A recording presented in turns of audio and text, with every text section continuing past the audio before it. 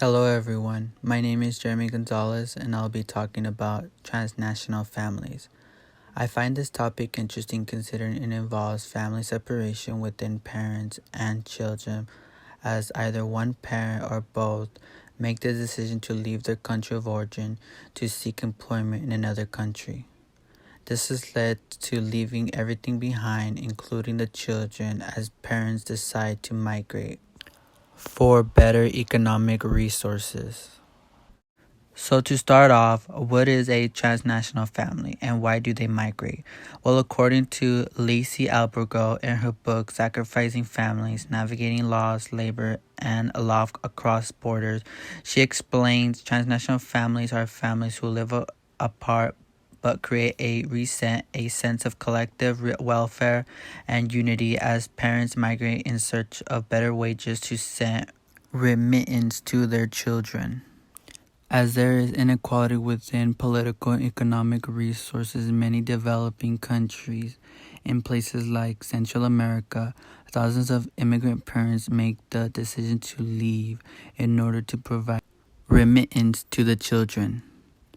However, when parents make this decision, it affects the children considering they are left with grandparents or other relatives while children hope to see their parents again soon. Since these type of families don't have the opportunity to live a nuclear family household, they rely on other relatives to take care of the children while the parents send remittance to provide for their well-being. However, according to Transnational Families negotiating migration and care life cycle across nation-state borders, this is an issue many parents face since some of them send a bare minimum of what they make considering they face challenges of not being economically stable either. This has shown to be the life cycle of many immigrant families willing to provide as much as they can for their children who were left behind. In these cases, transnational families often face emotional tension since converse state policies do not take migration decision making well, and many migrant parents obtain their ability to seek employment. However, it's shown that although this is an issue, the more friends and relatives they know in the United States, the more they have learned on navigating opportunities within connection, the better they can rely on finding houses and work, even if this means they have to stay longer to seek resources to send more for the child's economic well-being. The role of gender also partakes the factors of transnational families considering there is inequality within men and women within employment. As both parents make their way to the United States, they may face economic differences since we have learned in class about the social problems of men making more money than women. In this case, men have more access to different kinds of jobs than women because of the heavy labor jobs they are for men. In Sacrificing Families, Albergo mentions the most common jobs for immigrant women, which are domestic, garment, nanny, and hotel housekeeping, whereas for men, they contain jobs for spectrum, construction, janitor, landscaping, truck driver, paint workers, and much more, which contain higher wages than jobs wages for women, as this leads to migrant men who can earn more than women, sending large sums of remittance. Even though women send smaller sums, they tend to be more consistent and reliable to send as much as they can for the well-being of their children. Children face emotional trauma as this affects their emotional well-being, considering as a young age they feel they've been abandoned by their parents.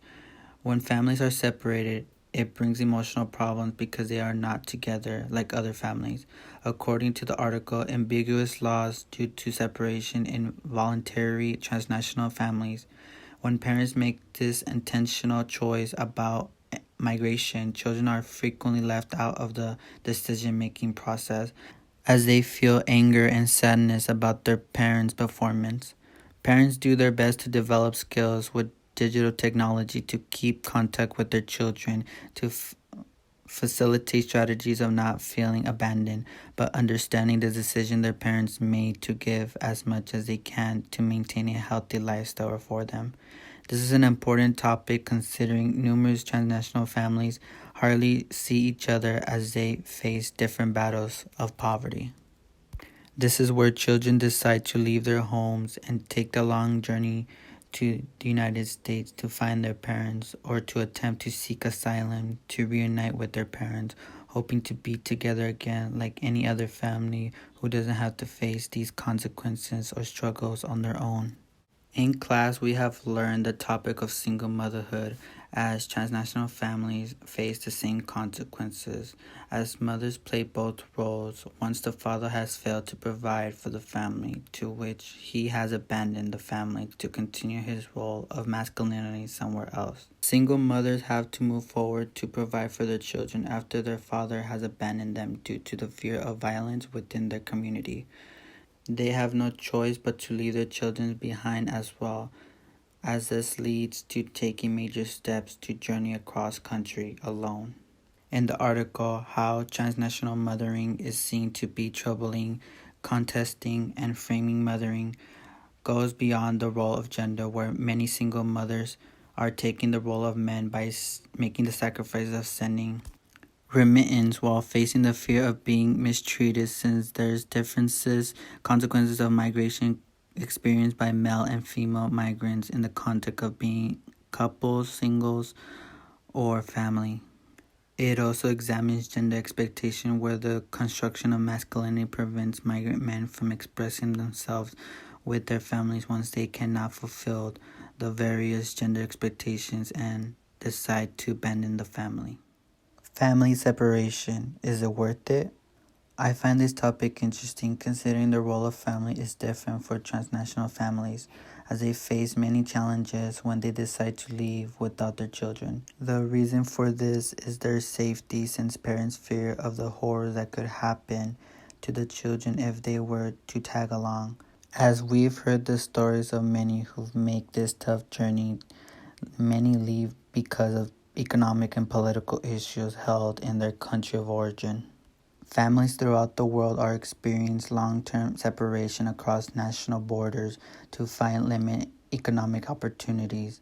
Some want to live the American dream with their families to reunite in a better world, while others seek employment, however decide to go back to be with their children again. As we have learned the roles of nuclear families, single-parent families, extended families, step families, and much more, I reflect on what we have learned in class to this topic since transnational families face the same consequences as any other family might face, yet with a barrier because of where they come from and their statuses, which affects them from not being accepted by the country they journey to, as they are denied programs and resources to support their economic well-being. All they want is to be granted opportunities just like any other family that has the privilege of doing so. This concludes my presentation. Thank you.